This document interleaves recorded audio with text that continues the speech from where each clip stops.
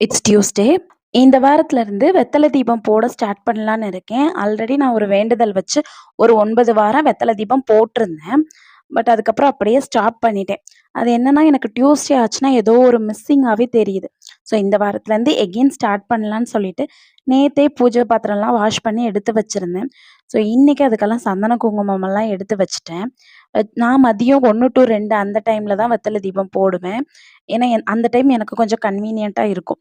So அந்த டைம்ல தான் நான் எப்போதுமே போட்டுட்ருப்பேன். இன்னைக்கும் அந்த டைம்க்குள்ள எல்லாத்தையுமே ரெடி பண்ணி வச்சுட்டேன். நான் இன்னைக்கு சிம்பிளா பாலும், பழமும் வச்சு தான் சாமி கும்பிட்டுருந்தேன்.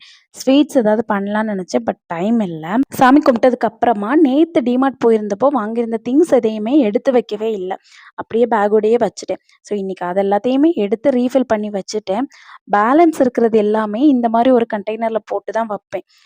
ஓப்பன் பண்ணாத பேக்கெட்ஸ் எல்லாத்தையுமே இந்த மாதிரி ஒரு ட்ராலில போட்டு வச்சுருவேன். அவ்வளோதான். நம்ம நாளைக்கு ஒரு ஷார்ட்ஸ்ல